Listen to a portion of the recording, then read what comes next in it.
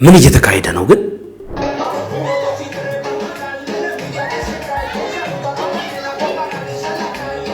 ትምህርት ቤቶቻችን ውስጥ ከቅርብ ጊዜ ወዲህ የሚደረገው ነገር እጅግ በጣም ዘግናኝ እየሆነ ነው። ተመልከቷቸው እስቲ ተመልከቱ። ይህ ሰው በተደጋጋሚ ሴቶች ላይ የሚያደርገው ንግግር ብዙዎችን እያስቆጣ ነው። በፍጹም ለአፉ ለከት የለውም ሲናገር። በህይወቴ ምን እንደሚያስጠላኝ ታውቃላችሁ? ልጅ ያላት ሴት ማግባት። ብቃት ማለት እንደዚህ ነው። ተመልከቷት እስቲ። ሊፕሲንክ እንደዚህ የሚሰራ ሰው መቼም አላያችሁ። ነፍሲቷ ሌባ ላንተ ባባ በየልጽፍ ሌባ ነበረ በየልጻፍ የሆነ ሚስተማግጥ ነበረ በየልጻፍ የቤት ሰራተኛ ያስቆበልህ ነበረ በየልጻፍ። ባስ ተጠቃሚዎች የሚያሰሙት ሮሮ 100% እውነት እንደሆነ ይህንን ስትሰሙ ታረጋግጣላችሁ። ምን ልል ነው የመጣሁት?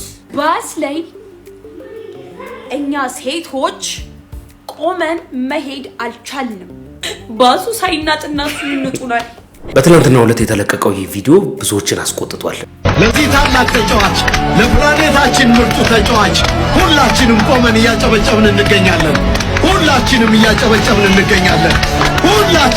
እነሱም ምላሽ ሰጥተውበታል። ነገሩ እንደዚህ ነው። ተዋ እንደዛ አይደለም። ትላንትና እንግዲህ ስታጨበጭቡ የነበረው ንቃተ ህሊና የሚናገረው ነገር ብዙዎችን እያናደደ ነው። የት ናችሁ እናንተ? መጠጥ ቤት፣ ጫት ተራ። በእድል በአጋጣሚ በተፈጠሩት አንዳንድ ነገሮች ከውስጥም ከውጭም መላጣና ልበል እኛ የምናዘጋጀው ውድድር ያሳፍራል እንደዚህ መናገሩ። ጧት ስወጣ ፊትሽ ትንሽ ጠቆር ብሎ ነበር ማለት ደስ አላለሽም? አመመሽ እንዴት ሆንሽ የኔ ቆንጆ ማለት ፊቷ እኮ ደህና ነው። ዝም ብለህ ፖለቲካ ነው ዝም ብለህ።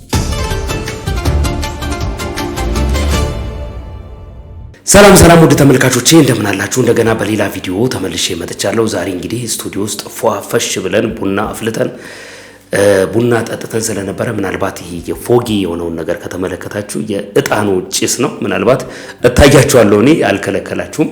ሰዓት የቀረጻ ሰዓቴ ላይ ስገባ እንደዚህ ሆኗል። እንግዲህ ሰዓት ማሳለፍ ስለማልችል እንደ ቢሮ መግቢያ ሰዓት ነውና ግዴታ ገብቻለሁ። ምናልባት እሱ ነገር ካለ የሚረብሻችሁ ከሆነ በኮሜንት ሴክሽን ላይ ታስቀምጡልኛላችሁ። ግን ያለው ነገር ትክክለኛው ነገር ቡና ተፈልቶ ቡና ጠጥተን የእጣኑ ጭስ ቀርቶ ነው ማለት ነው። ለኔ ጥሩ ስሜት እየተሰማኝ ነው። ደስ ይላል። ሽታው ምናምን ኢንቫይሮንመንቱን ቆንጆ አድርጎታል። ምናልባት ሌላ ቀን ደግሞ አብረን የምንጠጣበትን ኦፖርቹኒቲ እናመቻቻለን ማለት ነው። እንግዲህ ለዚህ ቻናል አዲስ የሆናችሁ ካላችሁ አላዛር ባላለው አውታር ኤፒሶድ ላይ ትገኛላችሁ። አንደኛው ቻናል ላይ ማለት ነው። እዚህ ቻናል ላይ ከደረሳችሁ ደግሞ ሰብስክራይብ ያላደረጋችሁ ከሆነ ሰብስክራይብ እንድታደርጉ የደወል ምልክቷንም ደግሞ አንድ ጊዜ ብትጫኑ ቶሎ የሚለቀቁ ቪዲዮዎች ይደርሷችኋል ማለት ነው። ቤተሰብ የሆናችሁ ከሆነ ደግሞ ላይክ በማድረግ እንድትጀምሩ ከሰሞኑን እንግዲህ በተለየ ሁኔታ ጥሬን እያስተላለፍኩ ነው። ቪዲዮዎችን ላይክ አድርጉ።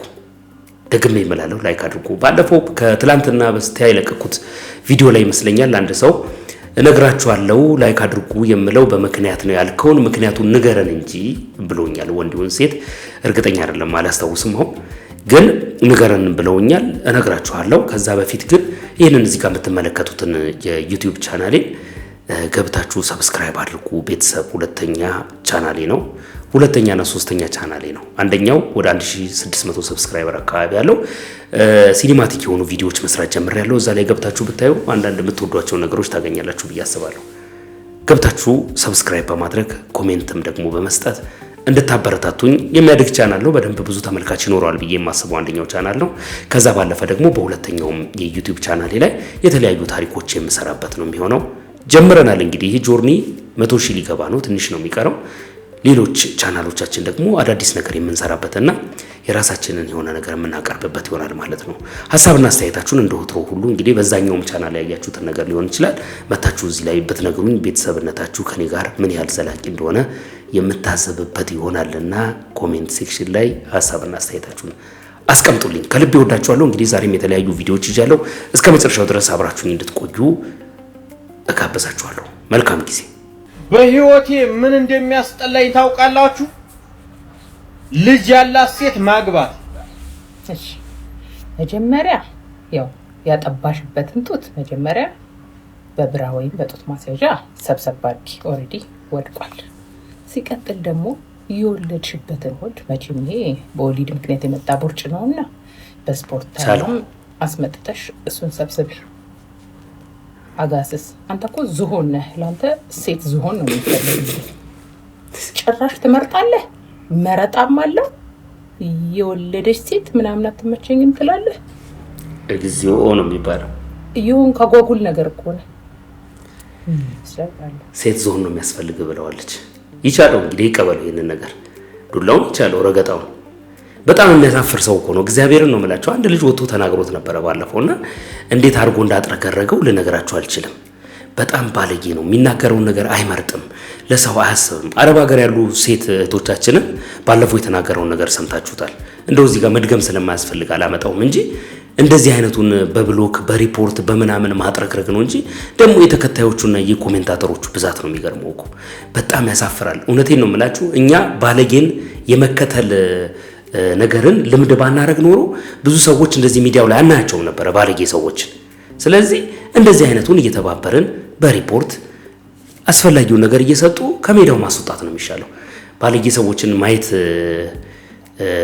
ግዴታ የሆነበት ዘመን ላይ መድረሳችን በጣም ያሳፍራል ማለት ነው። ስነ ስርዓት እንዲይዝ አድርጉ ተባካችሁ። ጽሁፍ ነበረው የምን ጽሁፍ? ነፍሲ ጥፋ ሌባ ለአንተ አባት ምን ብዬ ልጽፍ? ሌባ ነበረ ብዬ ልጻፍ? የሆነ ሚስት ያማግጥ ነበረ ብዬ ልጻፍ? የቤት ሰራተኛ ያስቆበልህ ነበረ ብዬ ልጻፍ? አፉን ማንም ላይ ይከፍት ነበረ እየሰከረ በየቱቦ ይወድቅ ነበረ ብዬ ልጻፍ? ምን ብዬ ላልታባት? ገንዘብ እኮ ከፍለናል። ገንዘብ አይደለም ይሄ ሙያ ጥያቄ ነው። ይወንድ ችሎታ ለማንም ወመኔ አቤት ደግነት አቤት ምን እያልን የጻፍነው በቂ ነው። ከዚህ በኋላ ለማችን እንተማመናለን። ይመቻት። እግዚአብሔርን በጣም ጎበዝ ናት። በቃ በጣም አንደኛ ናት። እሺ ትችላለች። በጣም ብዙ ሊፕሲንግ የሚሰሩ ልጆች አይቻለሁ። የዚች ደግሞ ይለያል። የሆነ ፊልም ላይ ብናያት እንግዲህ ደስ ይለኛል። እንደዚህ አይነት ብቃት ያለው ሰው እንግዲህ በደንብ መተወን ይችላል ብዬ አስባለሁ። ይመችሽ። እንቀጥል እስቲ።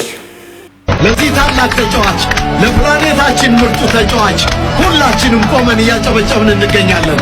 ሁላችንም እያጨበጨብን እንገኛለን። ሁላችን በቃ እንዲህ ነው ህዝብ ፊት መመሰጋገን ማለት እንዲህ ነው። ወንድም አለም ምንም ቁልጭ ቁልጭ አትበል። በቃ ጀግና ነህ ተብለሃል፣ ተመስግነሃል። ምንም ቁልጭ ቁልጭ ማለት አያስፈልጉም። እንዲህ ነው በቃ ወጣችሁ መመሰጋገን ማለት ይሄ ነው። በቃ ጀግና ጀግና ጎበዝ እንዲህ ነው። ልብልቢያንስ ላይ አኩርተህ እንዲህ ነው ሊጨበጨብልክ የሚገባው። በርታበት እሺ ጎበዝ። አንቺም ደግሞ ምስጋናሽን ቀጥይበት፣ ጨመር አድርጊ ምስጋናሽን። በደንብ አመስግኝ እሺ። እኔ ግን ዘንድሮ ማለት ነው ሰው ማፈሪያውን አስነቅሎ ነው ከቤት የሚወጣው መሰለኝ። ምንም አይመስለውም የሚያደርገው ነገር። አክቹአሊ እነዚህ ልጆች መጥፎ ነገር ሲሰሩ ነው ተመልክቼ አላውቅም። እውነት ለመናገር በአጋጣሚ የተወሰኑ ቪዲዮዎችን ለማየት ሞክሬያለሁ። ዴይሊ ቭሎጋቸውን ያሳያሉ ምናምን። ግን አሁን ይሄ ምን የሚሉት ቪዲዮ ነው? ትላንትና ዴይ7ም ሰርቶ አይቻለሁ። ምን በአደባባይ ያደረጉትን ነገር ተመልከቱ ብሎ ማለት ነው። እንደዚህ አይነቱን ነገር ማለት ብልግናን ፕሮሞት ማድረግ አይሆንም። እነሱ ራሳቸውን ልጠይቃቸው። ወጥቶ ተናግሯል ልጁ። የተናገረው ነገር ራሱ ነገርየውን ለማረጋጋት ወጥቶ የተናገረው ነገር ምንም አሳማኝ አይደለም። እውነት ለመናገር አሳማኝ አይደለም ለኔ። ዝም ቢል ይሻላል፣ ወይም ደግሞ ትክክለኛውን ነገር ወጥቶ ቢናገር። የሆነ ቀልድ ነገርያት ነበር። እስቲ እንስማው። ተዋ እንደዛ አይደለም። ትላንትና እንግዲህ ስታጨበጭ የነበረው ቀልድ ነገርኳት፣ ሳቀች። በቃ እንደዛ ነበረ። ለምን በሌላ ነገር እንደምንያው እኛ እንደዚህ አንሰራም። ታውቁናላችሁ። ለኛ ማታውቁ ፔጃችንን ገብታችሁ በደንብ ይዩት። ለማንኛውም ሰላማችሁ ይብዛልን፣ እንወዳችኋለን። በጣም የሚገርማችሁ ነገር ይሄ የማህበራዊ ሚዲያው መጥፎ ነገሩ ሁሉ ጊዜ ትለማመዱትና አንዳንድ ጊዜ የምትሰሯቸው መጥፎ ነገሮች መጥፎ እንደሆኑ ሰዎች ናቸው የሚነግሯችሁ። እናንተ ትክክል ነው ብላችሁ አድርጋችሁት ሊሆን ይችላል፣ ወይም ደግሞ ኬርለስሊ ምንም አይመጣም ብላችሁ አድርጋችሁት ሊሆን ይችላል። እሱ ነገር ይጎዳል፣ በጣም ትክክልም አይደለም። ስለዚህ እነዚህ ነገሮች ላይ በጣም ጥንቃቄ ማድረጉ ተገቢ ነው ብዬ አስባለሁ። ስለዚህ አንዳንድ የምናደርጋቸውን ነገሮች በጣም በጥንቃቄ በጣም በስነ ስርዓት በጣም አግባብ ባለው መንገድ ለማድረግ መሞከሩ ተገቢ ነው ብዬ አምናለሁ። ስለዚህ ከዚህ በኋላ ያሉትን ነገሮች ለማስተካከል መሞከር እንጂ አንዴ ያደረጋችሁትን ነገር አድርጋችሁታል። ከዛ ባለፈ ግን ከዚህ በኋላ የሰዎችን አቴንሽን የሚይዝ ነገር ምን ያህል ሴንሲቲቭ እንደሆነ ሚዲያው ካወቃችሁ መጥፎ ነገሮችን ባለማድረግ ራሳችሁን ፕሮቴክት ማድረጉ ተገቢ ነው ብዬ አምናለሁ። እንቀጥል። አንዴ ብቻ ይድላኝ፣ አንዴ ብቻ ልረፍ፣ አንዴ ብቻ ልኑር፣ አንዴ ብቻ ልትረፍ፣ ፋታ ብቻ ላግኝ እንደምፈልገው፣ እንዴት እንደማለቅስ እኔ ነኝ የማውቀው። እኔ በጣም ምን ያስደስተኛል መሰላችሁ? በጣም በአጭር ቃል በጣም ብዙ ነገር ኤክስፕረስ የሚያደርግ አርት አክቹአሊ እንደዛ ነው አይደለ? ይሄ በግጥምም በየትኛውም አሁን ለምሳሌ ሁለት መስመሮች የሰውን ሆል ስቶሪ የሚናገሩ አሉ። በጣም የሚገርሙ ማለት ነው። እኔ እንደዛ የሚጻፉ ነገሮች በጣም አድናቂ ነኝ። ለዛ ነው በጣም ስለወደድኩት እንድትሰሙት። ትናንትናም አንድ በእውቀቱ ስዩም አንድ ግጥም ስለ ጎፋው ሰውዬ ግጥም የተያያዘ አምጥቼላችሁ የተወሰኑ ሰዎች ኮሜንት አድርገውታል። ቆንጆ ግጥም፣ ቆንጆ ነገር፣ ጆሮ ገብ የሆነ ነገር ሳገኝ ያው ቤተሰቦቼ እኔ ያየሁትን እኔ የሰማሁትን ለምንድን ነው የማይሰሙት ብዬ ስለማሰብ ነው ይዤላችሁ የምመጣው። እንቀጥል። ምን ልል ነው የመጣሁት? ባስ ላይ እኛ ሴቶች ቆመን መሄድ አልቻልንም። እባካችሁ አትበጥብጡ ኑሯችንን። በቃ እኔ ቆሜ ሲሄድ ስንት ነገር እንደሚያሳስቡኝ እንደዚህ እያሉ ባሱ ሳይናጥና እሱን ይነጡናል። ምን አባ ነው የምትቆረቁረኝ? ምን አባ ነው የምትፎተከኝ? ፎከታ ማርያም በቃ እኔ አላውቅም። ወይ ረፍዶብኝ ይሆናል ጠዋት ለታ፣ ወይ ደግሞ ማታ ቤት ለመግባት ይሆናል አምሽቼ በቃ ሰዓት እንዳይድብኝ ይሆናል። እግዚአብሔርን እኔ አልቻልኳችሁ። ምንድነው? ለምን አልፋችሁ አትከመን? አባ ነው የምር እኮ ነው። በጣም ባሱስ ብዙ ሰው ተማሯል። ልከስከሳ ወይ ጠባታ ምንድነው? አንተ ምንድነው? ሰው ነው ወይስ እንዲህ ይዝና እኔን እዚህ መሀል አስገብቶኝ እኛ ሴቶችን መሀል አስገብቶኝ ጌታዬ አስቡት። በቃ እንዲሁ ጸጥ ብላችሁ አስቡት። እንዲህ ተይዛችሁ እንዲህ ማለታችሁ በቃ ማለት ቀራ ወይኔ ቤቴ በቃ እግዚአብሔር እንዴት እንደሰለቸኝ በቃ እንዴት እንደሰለቸኝ ጌታዬ አለ አይደለ? በቃ ሰው ረፍዶበት ነው። አባ እየገፋኝ ከፈለግሽ ምን መገፋት ነው ካፈልሽ በራይድ መሄድ ትችላለሽ። እኔ በራይድ መሄድ ብችል በራሴ እሄዳለሁ። የኔ አባት በታክሲ ራሱ ይላቀው ማን ብዬ ለሳየምሽ ባስዬ እንኳን በራይድ ልሄድ አመዳም በቃ መስንቻል። ሰው እኮ የሆነ እኮ ሚዛኑን አቅቶት ነው ይባላል። አባቴ ፎትከኛል እኮ ማውራት ራሳችን አባ አትንካኝ እየገፋኝ ነው ይለኛል። ገፍተኛል እመቤቴ ይለኛል። እየከበደኝ ነው። በእናትህ ትንሽ አትክፋኝ። እዚህ ጋር እየተጣበቅኩኝ ባዙ እኮ እንዲህ ያለ ሰውዬው ነው። ባዙ ሳይንቀሳቀስ ነው ሰውዬው እንደዛ የሚል በቃ ዲው ለማንኛውም ይልን የመጣሁት ግማታም ጥንባታም አይት በነገራችሁ ላይ ማለት ነው። በጣም ብዙ ሰዎች በጣም ብዙ ሴት እህቶቻችን ባስ የሚጠቀሙ ሴት እህቶቻችን በጣም ብዙ ጊዜ እንደዚህ አይነት ኮምፕሌን አለ። ከሰሞኑን አንድ ቪዲዮ ተመልክቼ ነበር። ትንሽ ጸያፍ ስለሆነ እዚህ ቦታ ላይ ለማምጣት አይሆንም፣ ኦዲየንሱንም አይመጥንም። ግን እኔ ሰምቻለሁ። በትክክል አፕን ያደረገ ነው። ልጅቱ ወጣ ስትናገር ሰምቼ ነው። እና አንዳንድ ነገር ይሄ በባስ አጠቃቀም ዙሪያ የሚነሱ ነገሮች ትክክል እንደሆኑ ለማየት የግድ ባስ መሳፈር አይጠበቅባችሁም። እግዚአብሔርን ነው የምላችሁ። በጣም ብዙ ሰዎች በዚህ አቅጣጫ ተማረዋል። እና እንደዚህ አይነቱ ነገር በጣም እየተለመደ በጣም አስነዋሪ ነገር ነው። ትክክል ያልሆነ ነገር እያደረጉ የባስ ተሳፋሪውን የየዕለት ህይወት ምሬት ላይ የሚከቱ ሰዎች ብዙ እንዳሉ ይነገራልና እስቲ እናንተ በግል በዚህ አይነት በባስ አጠቃቀም ጉዳይ ላይ የገጠማችሁ ነገር ካለ ብትነግሩኝ በጣም አሪፍ ነው። ለምን መሰላችሁ? ሌሎች ሰዎች ያስተምራል። አንድ ሰው እንደውም አንዲት ሴት አብሯት ተከትሎ ወርዶ በፖሊስ እንዳስያዘችው የሰማው ታሪክ አለ። ከዚህ ጋር በተያያዘ እናንተ የምታስታውሱት ታሪክ ካለ እስቲ የገጠማችሁ ነገር ካለ ንገሩን። ሌሎች ሰዎች ያስተምራል ብዬ ስለማሰብ ማለት ነው። እና ባስ የምትሳፈሩ ወንዶች ስነ ስርዓት በትይዙ ይሻላችኋል። መታሰርም አለው። ስነ ስርዓት ያዙ። ይሄን ያላችሁት በዚህ ሰዓት ይሄው እኔ ኢንቨስትመንት ቢሮ ጉዳዮችን እያስጨረስኩ እየተንቀሳቀስኩ። የት ናችሁ እናንተ? መጠጥ ቤት፣ ጫት ተራ ብራዘር። በጣም ብዙ ሰዎች ለዚህ ጉዳይ መልስ ሰጥተውታል። ብዙም እሱን እንደዚህ ነው እንደዛ ነው ለማለት ሳይሆን ከተሰጡት መልሶች ውስጥ አንዳንዶቹ አንጀት አርስ ስለሆኑ እነሱን ማምጣት ስላለብኝ ነው። ላስት ታይም ያብስራ የሚባል ልጅ ሳይኮሎጂስት ወጥቶ የተናገረው ነገር በጣም በቃ የንግግር ፍጻሜ ነው ብዬ ነው ማስበው። ሌላ ሰው እዛ ላይ መጨመር የማይጠበቅበትም በደንብ አድርጎ ኤክስፕረስ አድርጎታል። ሰዎች ሞቲቬት አደርጋለሁ ብለው ወጥተው የሚናገሩት ነገር ሰውን ኦፌንደድ ሊያደርግ ይችላል። በጣም ትክክል አይደለም። እነዚህ አይነት ነገሮች ስነ ስርዓት ቢኖራቸው ገደብ ቢበጅላቸው። ማህበራዊ ሚዲያ ላይ ታዋቂ ነህ ማለት ተከታይ አለህ ማለት ሁሉን ነገር ታውቃለህ ሞቲቬት ማድረግ ትችላለህ ማለት አይደለም። ሁሉም በየተሰጠው ፊልድ ትኩረት ቢያደርግና በዛ ጉዳይ ላይ ቢተጋ አሪፍ ነው ብዬ አምናለሁ። ከዛ ባለፈ ግን የሰውን ሞራል እና ቅስም የሚሰብሩ ነገሮችን የምታደርጉ ሰዎች ስነ ስርዓት ልትይዙና ስነ ስርዓት ልትይዙ ይገባቸዋል። እስቲ ለዚህ የተሰጠውን መልስ ተመልክተን እንመለስ። ምን ሞትሽና ሸተትሽ አፈራፈር ትል ነበረ ማዘር። እንደዚህ አይደለም ማንቃትና መምከር።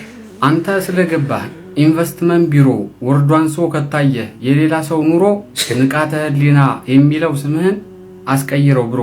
መጠጥ ቤት ቁጭ ያለውም ጫተራ ልክ እንዳልሆነኮ የሚሰራው ስራ ጠንቅቆ ያውቀዋል አንተም ባታወራ። ፈልጎት አይደለም ብዙ ያለው እዛ አንድ ቀን ይወጣል በፈጣሪ ገዛ። መቆም ካወቀ ሰው ወድቆና ተረቶ እንዲህ አይነት ነገር አልጠብቅም ከቶ። ፖስትህን እስኪው ከምክርህ በበለጥ ላቅጣና ትቢት ነው የሚታየው ጎልቶ። በረድ በል ብሮ ካቅምህ በላይ አትሙቅ። ያቀዘቅዝሃል የፈጣሪ ፍሪጅ እንዳይመስልህ ሩቅ። በትናንሽ ነገር ደርሰህ አትገረም። በአሁን አትኩራ ብዙ አትመጻደቅ። የቆምን ሲመስለን አንዳንድ ያለ መውደቅ። በነገራችን ላይ ትቢት ውድቀትን ይቀድማል። በጣም እርግጠኛ ሆኖ ሰው እንደዚህ መተበት ከጀመረ መውደቂያው ደርሷል ማለት ነው። በሚናገራቸው ነገሮች ውስጥ እኔ ላስት ታይም አሁን ይሄ በኤምኤምኤ ጨዋታው ላይ መጥቶ ተሸንፎ እንደዛ ሀገር የሚያነቃንቅ የሆነ ኢንፍሉዌንስ መፍጠር የቻለው የመጀመሪያ ስለሆነ ነው። እሱ ብቻ ሳይሆን ከዛም በኋላ አቀባበል ተደርጎለት ቤተሰቦቹን ምናምን እንደዛ አውጥቶ ሲያሳይ በጣም ብዙ ሰው ጎበዝ ነው ተሸንፎም ቢሆን ለቤተሰቦቹ ደርሶላቸዋል የሚል መልካም የሆነ አመለካከት ቤተሰቦቹንም ሚዲያ ላይ አውጥቶ ማሳየቱ እንደዚህ መሆኑ ምናምን ሰዎች ለሱ ያላቸውን ክብር እንዲጨምር አድርጎ ነበር። ሰዎች የሰጡትን ክብር መልሰው እንዲቀበሉት የመጨረሻ ማፈሪያ እንደሆነ እንዲያደርጉ እድል እየፈጠረ ነው ያለው። ስለዚህ የተሰጠህን ክብር ጠብቀህ ማቆየት ከቻልክ በጣም ጎበዝ ነው ማለት ነው። ከዚህ በፊት አንድ የማረሳው ንግግር አለ። አንድ በጊዜው የነበረ ሙዚቀኛ ተጠርቶ ተጠየቃሉ። ይሄ ክብር ቢገጥምህ ምን ታረጋለህ? ስለ ጥላሁን ገሰሰስ ምን ትናገራለህ? ተብሎ ተጠይቆ ነው። በትክክል ታሪኩን ኮንስትራክት ለማድረግ እሞክራለሁ። ረስቼዋለሁ ረጅም ጊዜ ስለሆነ፣ ግን የማረሳውን አንድ ነገር ልንገራችሁ። ጥላሁን ገሰሰ ክብርን የመሸከም ሰፊ ትከሻ አለው አለ። እኛ ግን አንችለውም ብሎ ተናግሯል አሉ። እና አንዳንድ ጊዜ መሸከም የማትችሉትን መቋቋም የማትችሉትን እንደዚህ አይነት መታወቅ እንደዚህ አይነት የሚሰጣችሁ ክብር ምናምን አያጉብጣችሁ ፕሊስ። በቃ ማለት ማህበረሰቡ ላይ ቦታ የሰጣችሁ ማህበረሰብ ላይ ወጣችሁ እንደዚህ መተበቱ ተገቢ አይደለም። ለምሳሌ እሱ ጫት ቤት መጠጥ ቤት ምናምን የሚላቸው ሰዎች ከሱ በሀብትም በእውቀትም በብዙ ነገር የሚበልጡ ሰዎች ጫት ቤትና መጠጥ ቤት ውስጥ እንዳሉ አድርጎ አስቦታል። ቀጥሎ ምን እንዲሰራ ፈልጋል? ወይም ደግሞ አንተ ኢንቨስትመንት ቢሮ የምትገባበትን እሱ ልኮ የሚያሰራ ጫት ቤት ያለ ሰውዬ እንዳለ አስበህ ታውቃለህ? አንተ ኢንቨስትመንት ቢሮ ዛሬ ጉዳይ ያስጨረስኩ ነው ብላ ያልከበትን ቦታ እሱ መጠጥ ቤት ሆኖ 10 ሰራተኛ አሰማርቶ እዛ እንደላቀ አይተህ ታውቃለህ? አስበህ ታውቃለህ? እና ትክክል አይደለም። ለምትናገራቸው ነገሮች ገደብ ማበጀት በጣም ቆንጆ ነው ብዬ አስባለሁና ፍዘተ ህሊና አትሁን። ንቃተ ህሊና እንደሆንክ ሰው እንዳደነቀ ብትቀመጥ ይሻላል ማለት ነው። ጥሩ አይደለም። ከዛ ባለፈው የዮኒ ቬጋስን ወጥተህ የተናገርክበት መንገድ አንዳንድ ሰዎችን አስደስቷል። ግን እኔ ስነ ስርዓት አልበኝነትህን ነው የተመለከትኩት። የተናገረው ነገር ዮኒ ቬጋስ ያደረጋቸው ነገሮች ምንም እንኳን ትክክል ባይሆኑ በጨዋ ደንብና በጨዋ መሰረት መናገር ይቻላል እና የተናገርክበት መንገድ ትክክል አይደለም። እንስማና እንመለስ እስቲ።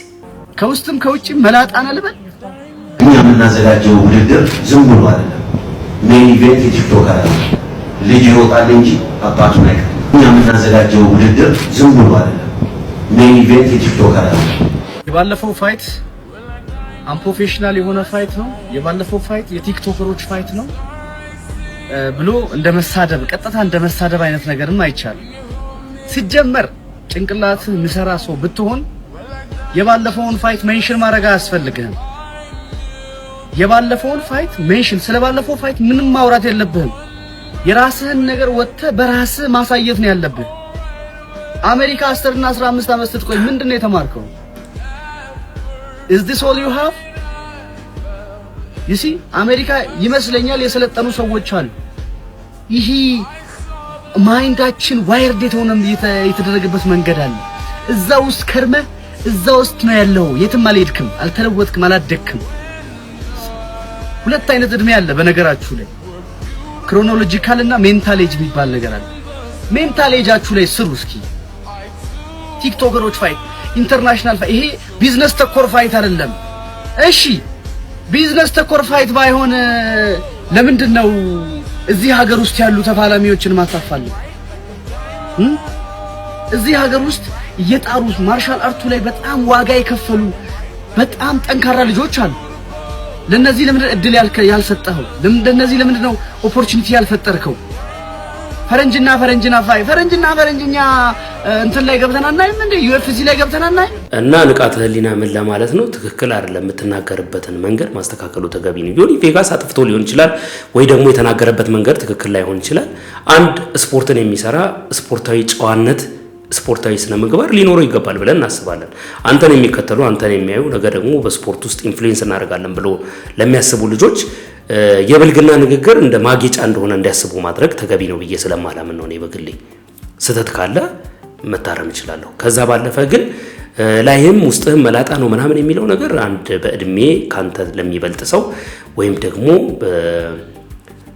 ጉዳዩ ላይ እየሰራ ላለ ሰው ነገ አሁን እዛ ቦታ ላይ ውድድር ቢደረግልህ ሄደ መወዳደር አይቀርም። በዚህ መልክ አፕሮች ማድረጉ ትክክል ነው ብዬ ስለማላስብ ነው። እናንተ እስቲ በዚህ አቅጣጫ ላይ ብዙ ሰዎች ኮሜንት ሲሰጡ ተመልክቻለሁ። ንቃተ ህሊናን በተመለከተ ያላችሁ አመለካከት፣ ያላችሁ አስተሳሰብ፣ በዚህ ጉዳይ ላይ ያላችሁ አስተያየትስ ምንድን ነው?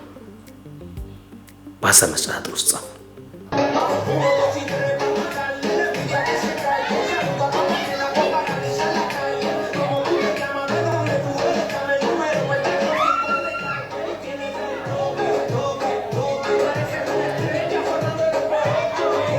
ትምህርት ቤቶቻችን ውስጥ እንግዲህ እየተደረገ ያለው ነገር መመልከቱ አሪፍ ነው።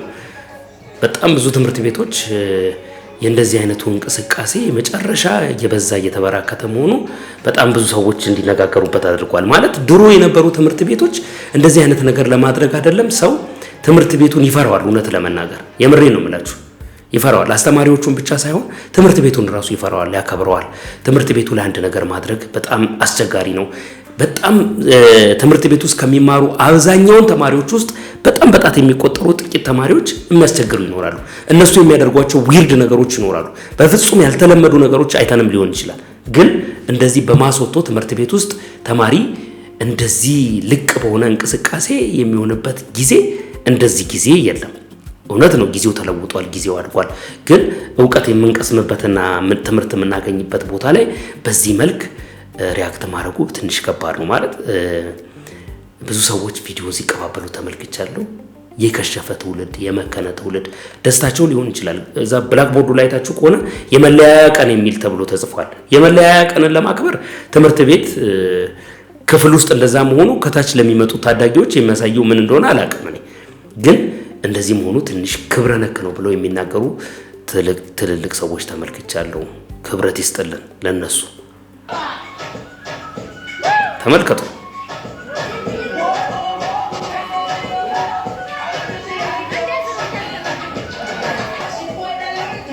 ምን እንላለን እንግዲህ አሁን ተማሪዎቹ በትምህርት ከአንደኛ እስከ 12ኛ ወይም እስከ 10ኛ ክፍል በሚማሩባት የትምህርት ቤት ህይወታቸው ውስጥ የሚማሩበትንና የሚቀስሙበትን ዕውቀት ሳይሆን የሚለያዩበትን ቀን እንዲናፍቁ የሚያደርግ ፈንጠዝያ የሞላበት በጣም ግልብ የሆነ እንቅስቃሴ ስለሆነ ብዙ ሰዎች ተችተውታል። በጣም ብዙ ሰዎች ሲተቹት ተመልክቻለሁ እና ትክክል ነው ብዬ ስለማላምን እኔም የዚህ ጉዳይ ተቃዋሚ ነኝ። በቃ ትምህርት ቤት ውስጥ የሚደረጉ ነገሮች ዴይ ፓርቲ ተብለው ምናምን ተብለው እኮ ሲዘጋጁ ተመልክተን እናውቃለን። ትምህርት ቤት ውስጥም ከለር ዴይ ምናምን ዴይ በዝቷል። አሁን ሁሉም ዴይ የሚከበር ነው በነገራችን ላይ ትምህርት ቤት ውስጥና እነሱን የሚያከብሩበትን አይነት ሁኔታ ተመልክተናል። ካምፓስ የገቡ ልጆች ምናምን አሁን ወርዷል ወደ ታች። ገና ትምህርት ላይ ያሉ ሰዎች ሁሉ ተማሪዎች ሁሉ ይህንን ነገር እያከበሩ ነው እና ከባድ ሁኔታ ላይ እንዳለን የሚያሳይ ነው ማለት ነው። ጧት ስወጣ ፊትሽ ትንሽ ጠቆር ብሎ ነበር ማለት ደስ አላለሽም? አመመሽ እንዴት ሆንሽ የኔ ቆንጆ ማለት ፊቷ እኮ ደህና ነው። ዝም ብለህ ፖለቲካ ነው ዝም ብለህ እንትን እያረክ ነው፣ ዲፖዚት እያረክ ነው። ማታ ስትመጣ ታጭዳለህ። ሰው የዘራውን ነው የሚያጭደው። ሴት እንደ መሬት ናት። መሬት የሰጣትን ነው የምታበቅለው። ገበሬ ስንዴ ቢሰጣት ስንዴ ታበቅላለች። እንክርዳድ ቢሰጣት እንክርዳድ አብቅላ ስታንከለክለው ትኖራለች። ስለዚህ የዘራውን ነው የምታሳጭድ። ሴትም እንደዚህ ነች። ባላ ያልዘራውን አታሳጭድም።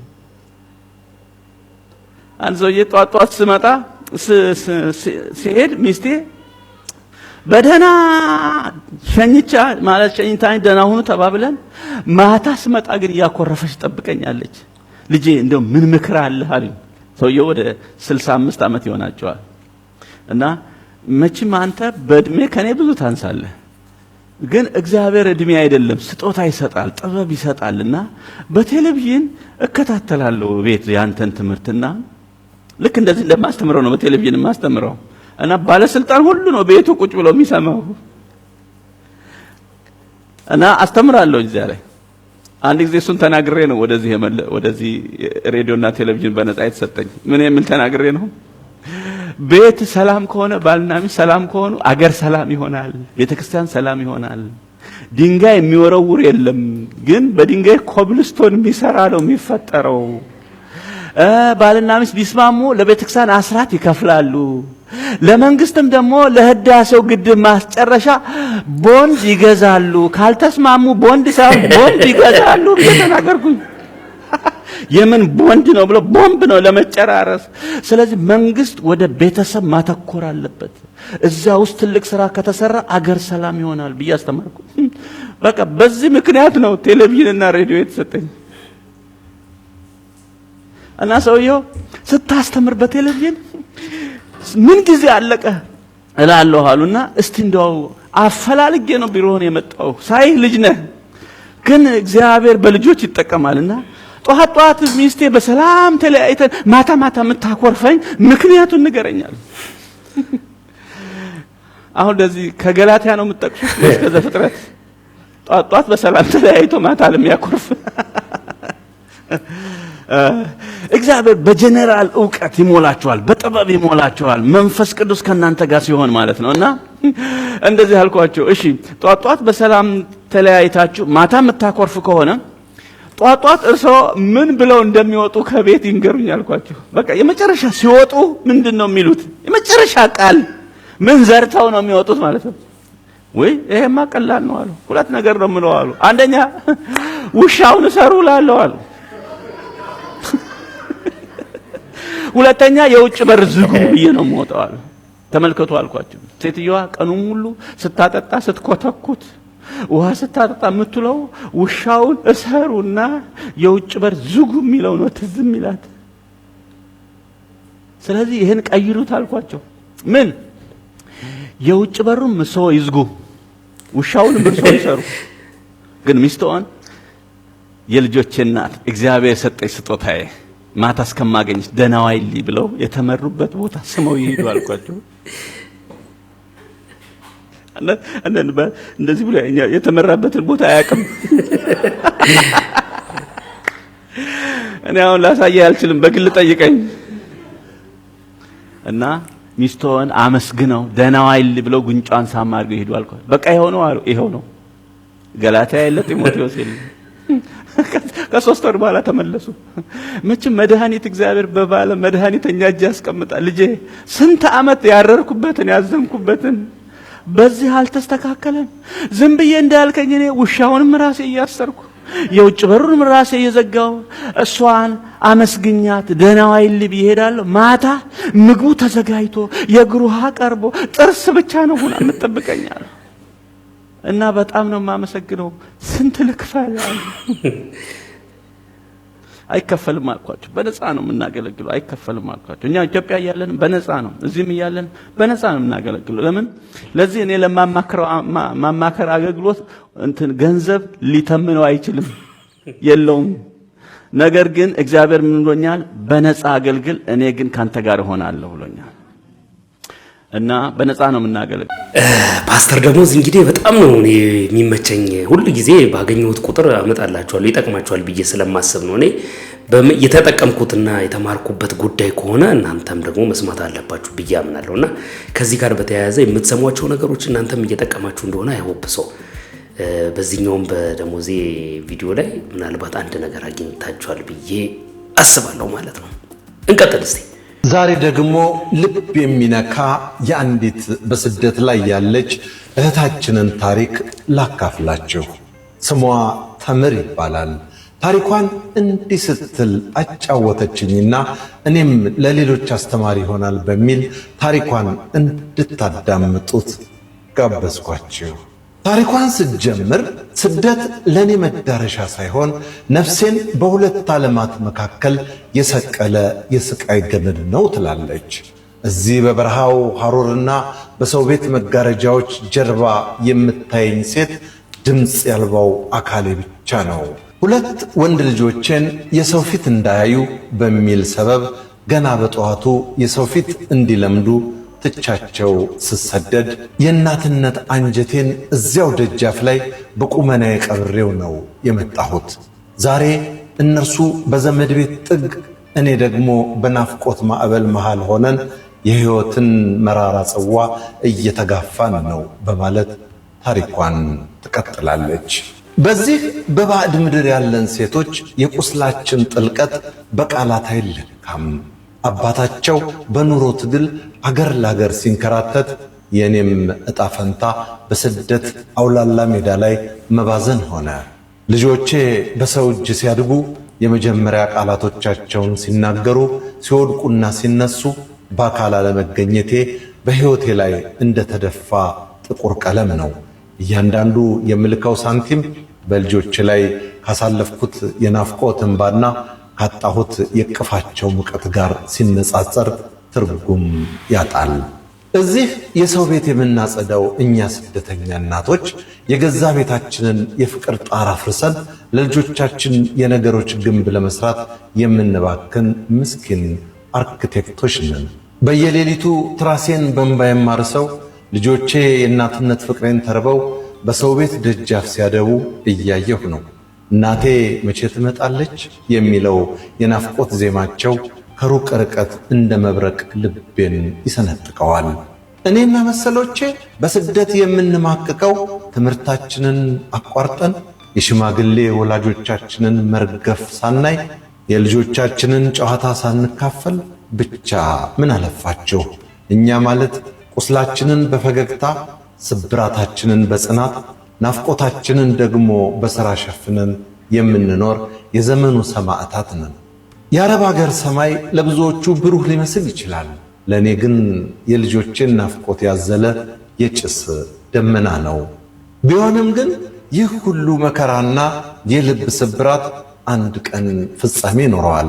ዛሬ በናፍቆት የደረቀው አንጀቴ ነገ ልጆቼን ስታቀፍ ዳግም እንደሚለመልም አምናለሁ። ስደት የነጠቀኝን ጊዜ ፍቅር መልሶ ይክሰኛል። እስከዚያው ግን የልጆቼ የነገ ብሩህ ተስፋ ለዛሬው ስብራቴ መድኃኒት ይሁነኝ። በስደት የምትማቅቁ እህቶቼ ቁስላችን አንድ ቢሆንም ጽናታችን ግን ከዓለት የጠነከረ ነው። ክርስቲያንና ሙስሊም እህቶቼ ፈጣሪ የሁላችንም የናፍቆት እንባ አብሶ ከልጆቻችንና ከምንወዳቸው ወገኖቻችን ጋር በሰላም ያገናኘን በማለት ታሪኳን ትደመድማለች። ይህ የብዙ እህቶቻችን ታሪክ ነው። የኔ እይታ እንዳዘጋጀው በለጠ ሸቴ ዘሀገረ ኢትዮጵያ እንዳቀረበው። በጣም የሚገርማችሁ ነገር የስደትን ታሪክ በተመለከተ በጣም በርካታ ቪዲዮዎች ሰርቻለሁ። እዚህ ላይ ሳይሆን ሌላኛው ቻናሌ ላይ ከአረብ ሀገር የሚኖሩ እህቶቻችን ጋር ተያይዞ የሚነሱት የስደት ታሪኮች እጅግ በጣም ልብ የሚነኩ ናቸው። በጣም ነው ማዝነው። እኔ በጣም በርካቶቹን ቅድም አንድ ልጅ አረብ ሀገር የሚኖሩ እህቶቻችንን እንዴት እንደተናገረ ብዬ ቪዲዮ ሰርቻለሁ። በጣም ነው ያዘንኩት። በነገራችን ላይ እነሱ የሰው ፊት የሚያዩት እዚህ የሚጠብቃቸውን ኃላፊነት ለመወጣት እንጂ ማንም በስደት ባይኖር ሀገሩ ቢኖር ይመርጣል።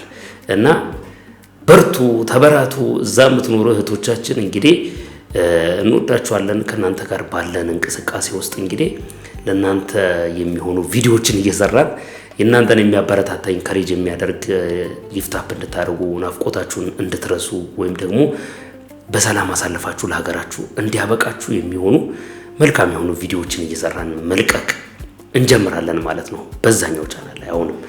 ስለዚህ የመጨረሻው መልእክት የሚሆነው ምንድነው? የምትመለከቱት እዚህ ፊት ለፊት ላይ ስክሪኑ ላይ የምትመለከቱት የዚህ የአውታር ኤፒሶድን ገጽ ነው።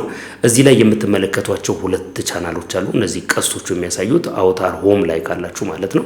እነዚህን አውታር ሆም ላይ የምትመለከቷቸውን 2 ቻናሎች እየገባችሁ ሰብስክራይብ እንድታደርጉ ላበረታታችሁ እወዳለሁ። ምክንያቱም እዛ ላይ የምሰራቸውን ቪዲዮዎች እያያችሁ እነዚህ አሁን የምትመለከቷቸው ሁለተኛው አውታር ማክስ የሚለውና አውታር ፕሮ የሚለው 2ቱ ቻናሎቻችን ላይ የሚሰሩት ቪዲዮዎች ናቸው። እነሱን ተመልከታችሁ መታችሁ እዚህ አስተያየት እንድትሰጡኝ እፈልጋለሁ።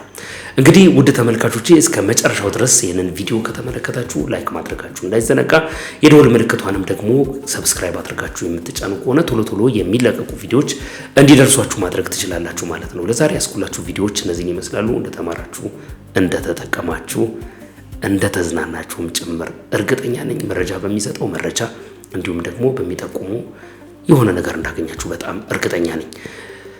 በነገው ቪዲዮ እንግዲህ እስከምንገናኝ ድረስ መልካም ጊዜ፣ መልካም ቆይታ እንዲሆንላችሁ ተመኘው። ሰላም ሁኑ።